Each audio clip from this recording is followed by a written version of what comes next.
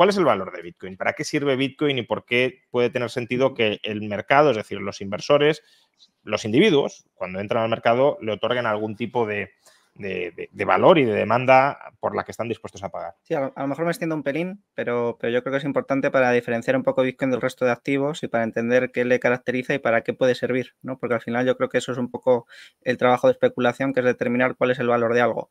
Entonces, la especulación es buenísima porque consigue acercar mucho el valor de una cosa a sus funciones y a sus utilidades, ¿no? Bitcoin en un origen trata de resolver una serie de problemas históricos que hay en el ámbito digital. En el ámbito digital nosotros tenemos un problema principal, que es que carecemos de privacidad por defecto. Es decir, como siempre hay un proveedor de un servicio en el ámbito digital, la privacidad de los cypherpunks, que son un poco los que están en el origen de Bitcoin, la definían como la posibilidad de revelarse selectivamente, es decir, que tú puedas decidir si te quieres revelar o no. Y al haber siempre un proveedor de un servicio en el ámbito digital, tú no puedes elegir revelarte selectivamente, porque ese proveedor del servicio puede intervenir tus datos de alguna manera, ¿no? Tú puedes tener una cuenta de correo en Gmail, pero si un juez le pide a Google que le diga qué has dicho en tal correo, pues va a ceder esos datos, ¿no? No tienes esa posibilidad de revelarte selectivamente, ¿no? Entonces, por un lado teníamos ese problema, que es el problema como del tercero de confianza, ¿no?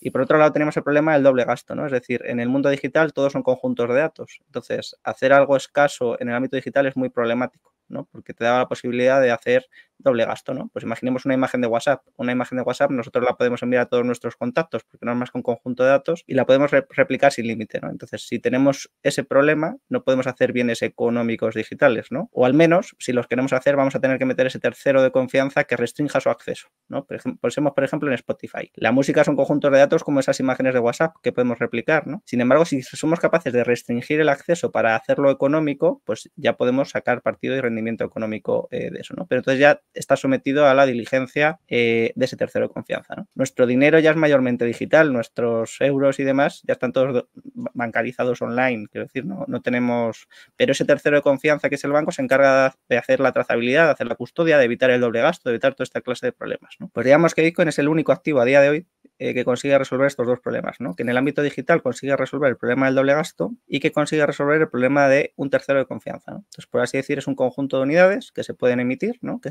se emiten, pero no tienen un emisor, no es el pasivo de nadie, ¿no? De alguna manera se ha construido un sistema de incentivos que es el que permite la generación de los Bitcoin, pero sin que nadie tenga el control total, ¿no? Hay una serie de incentivos que son los que han permitido desarrollar las propiedades de Bitcoin y eso también es muy importante porque las propiedades de Bitcoin no son propiedades del código. Esto lo comenta muy bien Miguel Vidal. Las propiedades de Bitcoin son propiedades emergentes del sistema de incentivos que ha construido Bitcoin y por eso no es replicable, ¿no? Aunque Bitcoin es de software libre, cualquiera puede, y lo han sacado, han sacado un montón de criptomonedas basándose en el código de Bitcoin, pero no tienen las propiedades de Bitcoin, ¿no? Porque esas propiedades emergen del grado ya de descentralización, de capacidad de minería y de otro tipo de aspectos que garantizan esa inmutabilidad, por ejemplo, ¿no? ¿Qué es Bitcoin de alguna manera? Pues deberíamos diferenciar este Bitcoin con B, que es del que solemos hablar, del Bitcoin con B minúscula, ¿no? Por un lado tendríamos un activo que es un activo real. Es muy difícil de entenderlo porque, claro, como no tiene un tercero que lo emita, no es el pasivo de nadie, de repente nos encontramos con un activo digital, pero que es un activo real, que su valor depende de sus propiedades, no depende de lo que una empresa haga con él. Entonces, de esa manera se asemeja mucho al oro, pero un poco más en el ámbito digital. Y por el otro lado tendríamos un sistema global, que es ese Bitcoin con mayúsculas, que nos permitiría poseer y transmitir este Bitcoin con minúsculas sin censura, completamente accesible, sin que nadie lo pueda evitar, y que de alguna manera cambia la manera en la que nosotros tenemos la propiedad sobre un activo.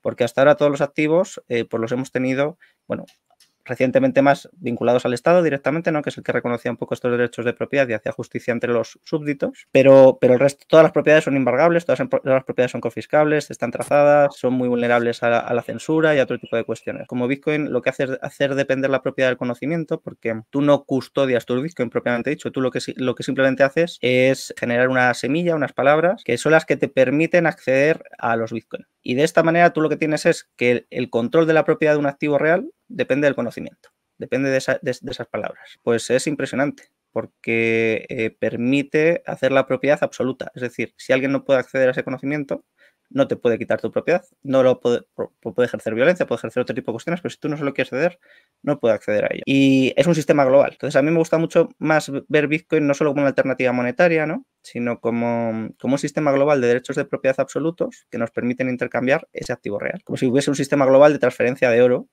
físico. Entonces, claro, cuando vemos esto, pues vemos una serie de utilidades, ¿no? Porque por las propiedades de Bitcoin, pues yo creo que hay una primera utilidad inicial que es muy interesante, que es la de poder tener un patrimonio, una parte del patrimonio secreto, completamente portátil, inconfiscable, como se ha tenido históricamente las joyas, o como se ha tenido obras de arte, o como se ha tenido muelas de oro, o como se ha tenido antigüedades o cosas de ese estilo, que en cualquier momento que tú lo necesites puedes salir con ello, ¿no? Pero de una forma muchísimo más eficaz, porque solo tienes que encargarte de transportar una serie de palabras. Entonces, claro, pensemos, por ejemplo, en cómo habría cambiado Bitcoin en el siglo XX. Si todos los judíos que estaban en la Alemania de Auschwitz, pues con que hubiesen hecho un sistema más o menos de custodia eficaz en las familias, pues con que un miembro hubiese sobrevivido, podría haber recuperado todo su patrimonio en otro país. A mí me parece que puede tener un nivel de impacto histórico esa primera función enorme, ¿no? Una segunda utilidad, a mi juicio, es la de poder aparcar riqueza. No veo tanto Bitcoin como una alternativa monetaria, como un activo como una competencia con los activos que utilizamos para depositar valor a largo plazo. Yo no lo llamaría reserva de valor, porque la reserva de valor tiene una connotación de estabilidad. Y Bitcoin yo creo que es inherentemente volátil, que eso lo podemos comentar después. Pero sí para depositar valor. Cuando nosotros queremos transportar valor en el tiempo, pues tenemos una serie de activos que utilizamos para eso, ¿no? Pues utilizamos acciones de empresas consolidadas, deuda pública, bienes inmuebles, arte. Nosotros no sabemos cuánto va a valer un cuadro en el futuro, ¿no? Pero es una manera en la que atesoramos riqueza. Tampoco sabemos cuánto va a valer un bien inmueble en el futuro, pero lo atesoramos de alguna manera para poder tener esa riqueza. Y en ese sentido, un poco partiendo de un artículo de Coase, La naturaleza de la empresa de 1937, que define ahí un poco el tema de los costes de transacción, si lo analizamos desde esa perspectiva, Bitcoin reduce enormemente los costes de transportar riqueza en el tiempo, porque reduce mucho los costes de atesoramiento, custodia, no hay deterioro, ¿no? Porque al final pues estás almacenando unas palabras. Entonces, cuando lo ves desde esa perspectiva, te da una serie de ventajas que no te dan otras, ¿no? Por ejemplo, pues si quieres hacer una fracción de tus ahorros, Bitcoin es muy divisible, entonces te permite acceder a una fracción. Si quieres hacer una parte de tu riqueza atesorada en un bien inmueble, tienes que liquidar el bien inmueble entero. Tiene una serie de ventajas que sus competidores no tienen y especialmente una, a mi juicio, que es que no tiene un riesgo regulatorio muy significativo frente a sus alternativas, ¿no? Sí lo puede tener, quiero decir, luego a la salida o al afloramiento o otro tipo de cuestiones, pero el activo como tal, como es un activo real, el oro no tiene riesgo regulatorio en el sentido de que vaya a cambiar la naturaleza del oro. Pueden expropiártelo, pero no tiene ese riesgo regulatorio que pueden tener empresas o que pueden tener bienes inmuebles. Por ejemplo, si el gobierno de mañana decide que nadie puede tener más de 3 pisos, pues todos los que tengan más tienen un problema, ¿no? Eso no vas a tener ese problema si tú tienes una autocustodia en Bitcoin sin KIC, ¿no? Y una opción muy buena para el depósito de valor de cantidades grandes. De agentes solventes. Esto es muy importante porque Bitcoin, al ser tan volátil, si necesitas acudir a él en el corto plazo, te puede liquidar. Entonces yo creo que no es una opción para tener atesoradas tus necesidades de liquidez a corto plazo. Pero yo sí que diría que tiene mucha liquidez intertemporal. No la intratemporal, pero sí la intertemporal. Más que competir con el dólar o con el euro, pues estaría compitiendo con la deuda pública, estaría compitiendo con los bienes inmuebles, estaría compitiendo con todo eso. ¿Está compitiendo ahí hoy? No, evidentemente. Eso se considera un activo de riesgo y muy poquita gente ha hecho los deberes. Pero dentro de la gente que sí ha hecho los deberes, sí juega ahí. Si es un 1 o un 5% que se podría destinar a esa clase de activos y que están saliendo de esas carteras del oro, de bienes inmuebles y de otro tipo de activos, ¿no? De deuda pública incluso también. Y una tercera funcionalidad, que yo creo que es residual, ¿no? Que es la de poder hacer pagos allí donde los costes de hacerlo en Bitcoin sean menores que hacerlos en otros. Pues recibir un pago de Argentina o recibir un pago de un país con censura o hacer una transferencia internacional, pues convertirlo luego a dinero fiat es trivial. Entonces puedes utilizarlo como medio de pago. Precisamente desde la misma perspectiva de Coase, incrementa mucho los costes de transacción para ser un medio de pago generalmente empleado, ¿no? Yo no le veo esa posición, vamos. Yo